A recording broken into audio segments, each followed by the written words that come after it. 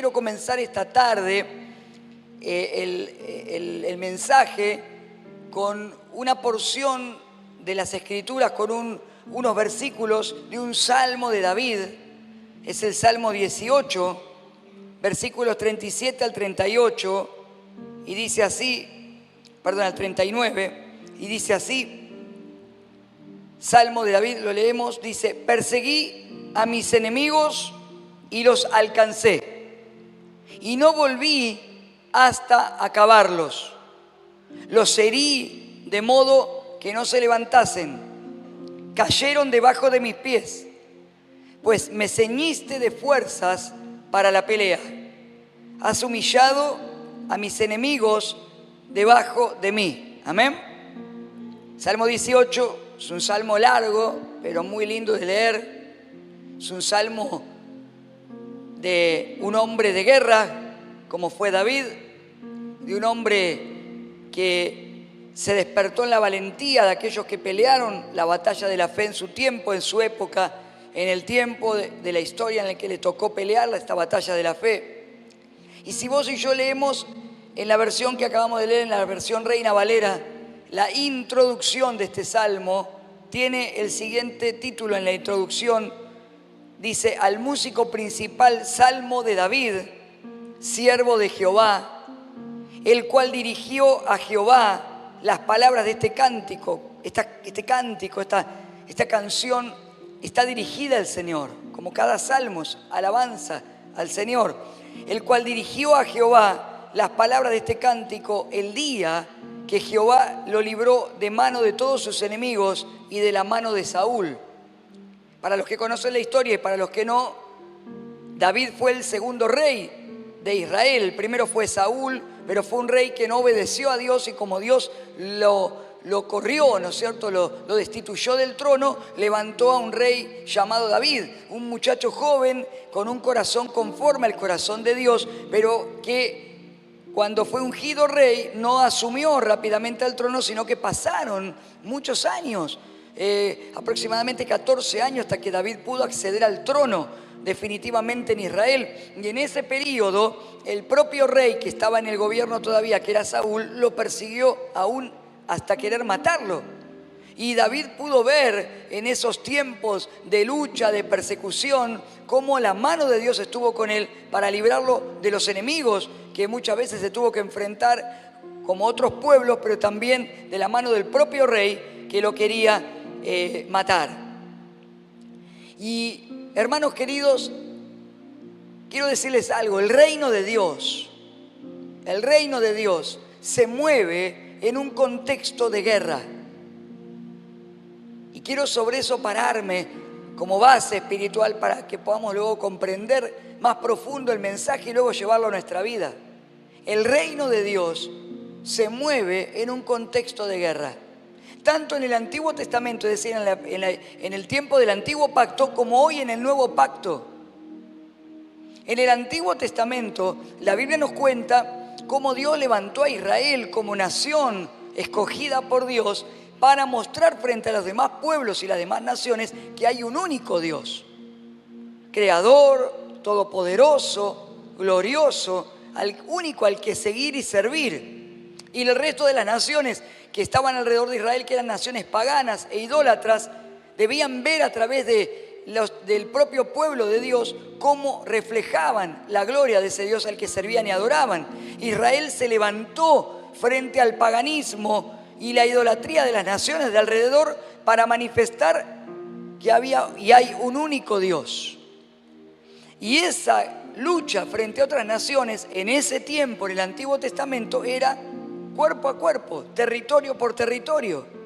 Por eso vos vas a leer en el Antiguo Testamento historias de conquistas, historias de tierras tomadas de un pueblo a otro, de invasiones, de muerte a filo de espada, literalmente, porque era así la lucha. Como hoy contaba Nancy cuando ministraba en la adoración, el escudo era literalmente un escudo de guerra, porque había soldados, porque había armas, porque había que pelear una batalla en la tierra y entre las personas, enemigos de carne y hueso. Era un tiempo en la historia Vos y yo estamos en el nuevo pacto, en un nuevo tiempo. Y vos y yo también estamos en un tiempo donde hay una guerra. Pero la guerra hoy es espiritual. ¿Cuánto me entienden? Antes también era espiritual. Siempre la guerra fue espiritual. Pero se manifestaba terrenalmente entre naciones y ejércitos que peleaban entre sí. Ahora la guerra no es de ejército contra ejército, pero sí hay una guerra espiritual. Hay una tensión presente. El reino de Dios está en una tensión. Si vos y yo leemos en Mateo capítulo 11, versículo 12, vamos a leer que Jesús mismo dijo estas palabras y que muchas veces las escuchamos o aún las repetimos o las hemos compartido en algún mensaje. Desde los días de Juan el Bautista hasta ahora, dijo Jesús, el reino de los cielos sufre violencia y los violentos lo arrebatan. ¿Cuántos han escuchado alguna vez esta palabra? El reino de los cielos sufre violencia, dijo Jesús, y los violentos lo arrebatan. Esta es una declaración de Jesús compleja. De hecho, es difícil de interpretar y hay muchas interpretaciones teológicas y discusiones teológicas acerca de qué quiso decir Jesús realmente con esta expresión. Pero sí hay algo claro en esto. Es que Jesús nos está diciendo que la venida del reino de Dios y la predicación de Jesucristo encuentran resistencia y oposición. Cuando nosotros hablamos y traemos la palabra de Dios a esta tierra, cuando predicamos acerca del reino de Dios, cuando hablamos de Dios, de su amor, de su salvación, de la gracia, del pecado, de la muerte, pero también de la salvación y de la vida eterna por medio del Cordero de Dios, eso genera resistencia y oposición porque el mundo está en tinieblas. ¿Cuántos están de acuerdo? Dice la palabra. Y nosotros vamos con un mensaje que enfrenta y confronta las tinieblas para traer luz en medio de la oscuridad. Y eso genera resistencia y oposición. Porque la Biblia dice que hemos sido sacados de las tinieblas y llevados a la luz de Cristo. Habla de dos reinos.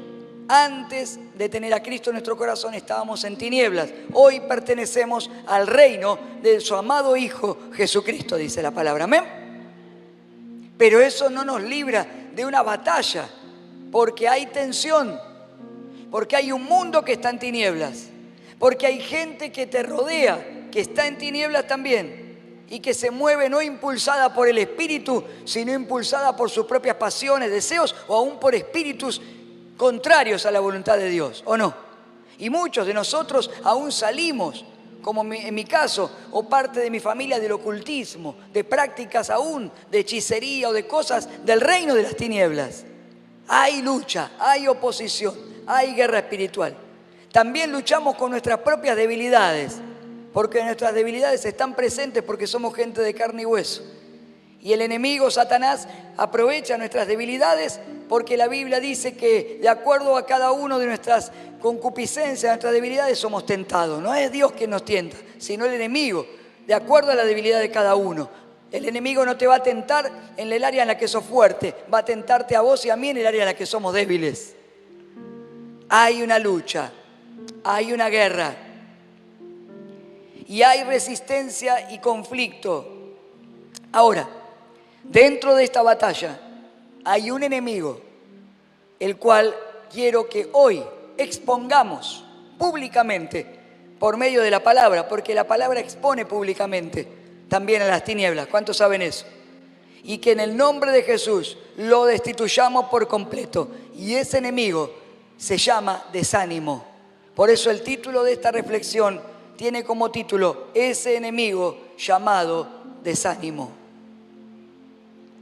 Y el desánimo es lo contrario al ánimo. El ánimo es la fuerza, las ganas para hacer las cosas.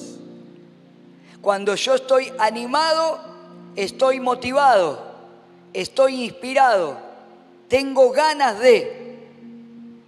Así que si yo estoy animado para estudiar, voy a tener ganas de empezar el colegio ahora que empieza de nuevo la facultad. Y si no, estoy desanimado. ¿Cuántos me siguen? Si estoy animado para disfrutar de mi hogar, voy a tener ganas de volver a mi casa cuando llego del trabajo. Pero si no tengo ánimo, qué ganas me quedarme haciendo horas extras, pero prefiero volver a mi casa más tarde. Estoy desanimado. Y el desánimo puede aplacarnos a tal punto de darle lugar al enemigo para que después del desánimo se abran puertas espirituales a peores ataques que pueden terminar destruyendo o hiriendo gravemente áreas de nuestra vida o toda nuestra vida. La palabra que está aquí empleada o traducida como ánimo del griego, que es zarseo, comienza con D, zarseo, significa tener valor, confiar, ser atrevido, ser intrépido, estar con aliento. Es como que el Señor está diciendo, confíen. De hecho, en algunas traducciones más actuales dicen confiad, confíen. Cuando yo tengo ánimo es porque estoy confiado en que Dios me va a ayudar. Y esa confianza renueva mis fuerzas. Cuando yo tengo ánimo, yo soy atrevido, intrépido. Me atrevo a hacer cosas que de otra manera no haría. Por eso Pedro tomó la palabra de Jesús y por un momento tuvo ánimo. Se atrevió a más y salió de la barca y comenzó a caminar en un milagro sobrenatural sobre las aguas. Cuando Jesús está hablando de esto y cuando dice la palabra a los discípulos, tengan ánimo, ánimo, soy yo, no tengan miedo. Es evidente el concepto espiritual presente en toda la narración y en el hecho mismo. El ánimo infundido por Cristo hizo que Pedro se animara a salir de la barca y a atravesar la tormenta. Cuando Jesús pisa la barca, la tormenta cesa. Cesó para todos, pero para el que tuvo ánimo, la pudo atravesar. Y la vida se trata de atravesar tormentas, porque las tormentas las soportamos todos. Pero las que lo atraviesan o las que lo atravesamos somos aquellos que podemos ver cómo los enemigos pueden caer a los pies del Señor. Pero necesitamos ánimo, fuerza, coraje. Necesitamos ánimo y aliento para avanzar aún en medio de los contextos más difíciles. Tal vez en este tiempo, en algún área en tu vida, estás atravesando una tormenta, una prueba, una dificultad o simplemente algo en lo que necesitas poder avanzar y no podés.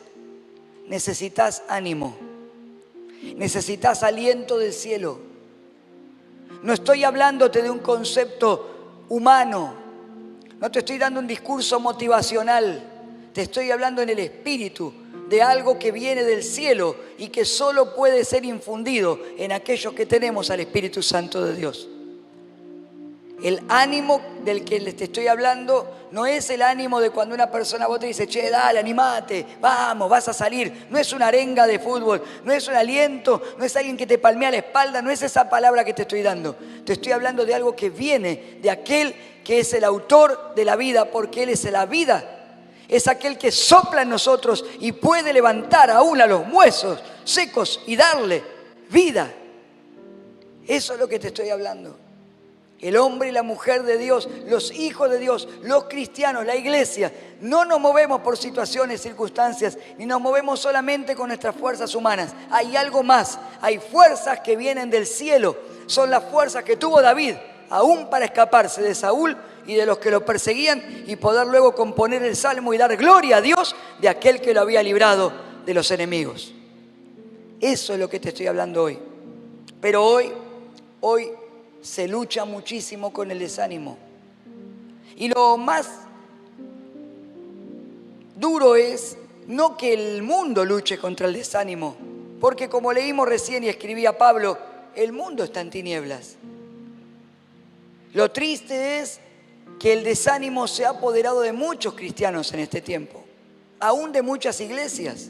Gloria a Dios que nosotros tenemos una iglesia y un ministerio que crece y avanza, y eso no es para jactarnos o hablar mal de otra congregación. Oramos por todas las iglesias, pero eso es porque luchamos espiritualmente, porque tenemos guerreros que oran día y noche, los pastores, porque seguimos orando los miércoles, Porque hay un espíritu de desánimo generalizado en el mundo entero, en la gente, en las familias, en las personas.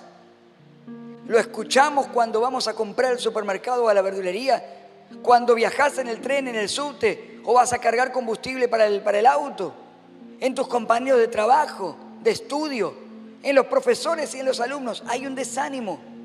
Se ha perdido las ganas y los sueños. Esta es una generación en la que estamos viviendo, en la cual cuando uno habla de los sueños y de la capacidad de soñar, lo toman como alguien romántico, como algo romántico. No, eso es algo para los cuentos, no existe. Se ha perdido eso. Pero eso no debe apoderarse de nosotros, porque vos y yo vivimos por la fe en aquel que ha vencido a la muerte, que ha vencido al pecado, que vive en nosotros y que nos da aliento del cielo para seguir adelante. Pero no te preocupes, que no solamente nos pasa a nosotros, también está lleno de personajes bíblicos, de carne y hueso, igual que vos y yo, que también se desanimaron. Por ejemplo, Elías fue un hombre usado tremendamente por Dios. ¿Se acuerdan la historia? Que cuando oró cayó fuego del cielo frente a miles de personas. Después de 3 años y medio sin llover, oró y cayó de nuevo la lluvia. Pero lo que atravesó Elías fue lo mismo que a veces nos pasa o nos puede pasar a nosotros. Tuvo temor. Cuando vienen los momentos difíciles, la noticia que no esperamos, esa enfermedad que no estábamos tal vez esperando, viene el miedo, viene el temor. Pero también junto con el temor, también le vino el querer escaparse de la situación. ¿Cuántas veces tal vez te pasó decir, ¿sabés qué haría? Me tomaría el primer colectivo que saliera al dónde, a no sé dónde.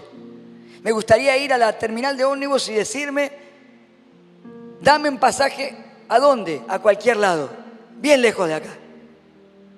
Y me iría y desaparecería de todo esto.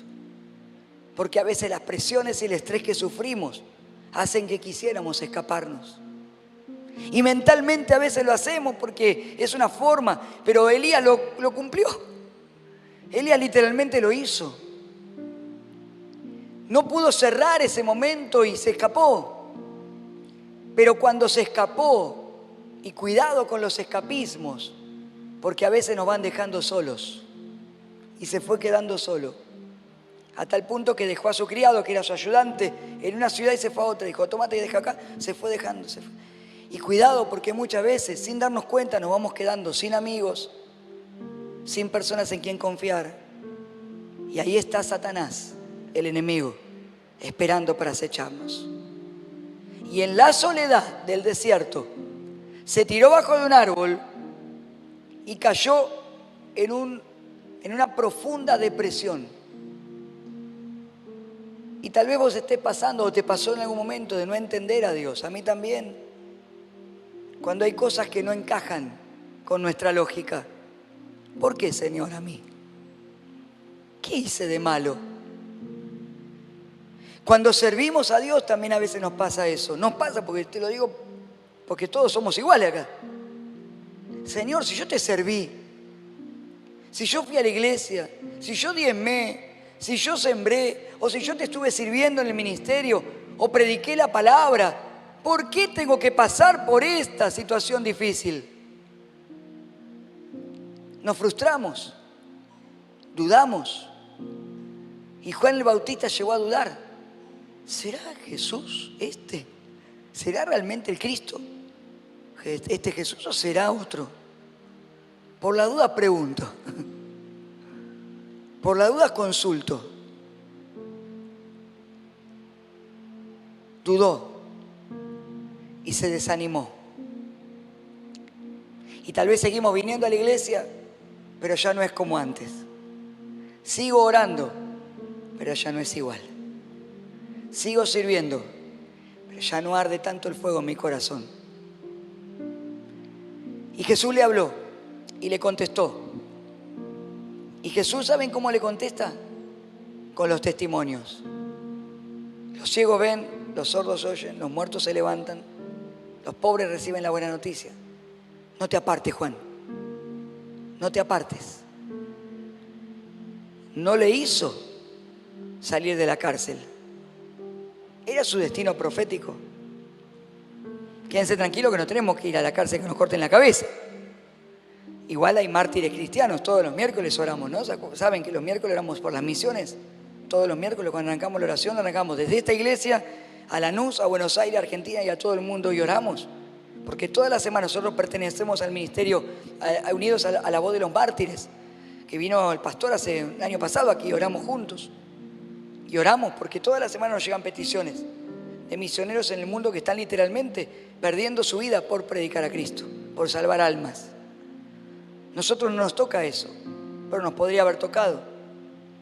Si realmente seguimos a Cristo, Dios bendice a los que no se apartan.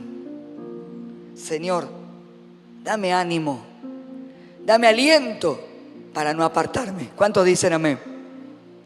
Porque también nos desanimamos, no solo cuando viene la amenaza, cuando viene la prueba y caemos en depresión, no solamente como le pasó a Juan el Bautista cuando pasamos una situación que nos parece injusta y sentimos que mismo Dios tal vez no está o nos traicionó, sino también nos desanimamos cuando le fallamos a Dios. Y Pedro le falló a su amigo y dijo, ¿qué voy a hacer? Y bueno, vuelvo a hacer lo que hacía antes. Por eso mucha gente que se aparta vuelve a las cosas de antes. ¿Y por qué volvió? Porque volvemos a lo que antes hacíamos. Agarró las redes que Jesús le había dicho que deje porque él iba a ser pescador de hombres y quiso volver a pescar aunque no podía. No pescó nada otra vez. Y Jesús se acercó y ¿se acuerdan? Les vuelve a llenar las redes de peces. Ahí estaba Jesús comiendo con ellos de nuevo, resucitado. Y dice en Juan 21:17, por tercera vez le dijo Jesús, Simón, hijo de Jonás, ¿me amas? Y Pedro se entristeció de que le dijere por tercera vez, ¿me amas? Y le dijo, Señor, tú conoces todas las cosas, tú sabes que te ama. Hoy quiero también hablarles a los amigos que fallaron. Si le fallaste a tu amigo, a Jesús, quiero decirte, y que tal vez caíste en desánimo porque te sentiste indigno, indigna, y te pensaste como Pedro, ¿me seguirá amando Dios igual a pesar de lo que hice? Quiero decirte que Jesús le dijo una sola cosa, ¿me amas? Apacenta mis corderos. Porque la relación con papá es una relación de amor. Él te ama. Y esas palabras de Jesús le infundieron tal ánimo a Pedro que Pedro volvió a dejar las redes y lo siguió hasta la muerte a Jesús. Y volvió a ser ese Pedro, pero renovado luego por el Espíritu Santo, que predicaba a miles de personas, que levantaba enfermos, sanaba a los enfermos y su propia sombra, dice, pasando, le traían los enfermos y lo ponían en la sombra de Pedro. Sanaba a los enfermos. Al amigo que falló, quiero decirte, a la amiga que le falló al Señor, quiero decirte, el Señor te está diciendo, ¿me amás? Vamos juntos de nuevo. En todos los casos, en el de Elías, en el de Juan y en el de Pedro, hizo falta la intervención del Señor. ¿Cuántos están acá? Por eso te dije que esto es espiritual. No estoy hablándote de un desánimo natural. Estoy hablándote de un espíritu de desánimo que viene en nosotros y se manifiesta cuando abrimos puertas y cuando el enemigo nos oprime. ¿Has atravesado o estás atravesando el desánimo? Mira, te lo resumo en una frase nada más. No tengo ganas de, no tengo fuerzas para. No tengo ganas de seguir trabajando. No tengo fuerza para volver a intentarlo con mi pareja o volver a salvar mi matrimonio. No tengo ganas de empezar a estudiar. No tengo fuerzas para salir a buscar trabajo. No tengo ganas de orar. Estoy desanimado y lucho aún para venir a congregarme. No tengo fuerzas para servir al Señor. Si algo de esto te ha pasado, te está pasando, esta noche el Señor trajo esta palabra para vos. Para todos. Porque nos va a renovar. Nos está renovando, pero especialmente para aquellos que necesitan ánimo.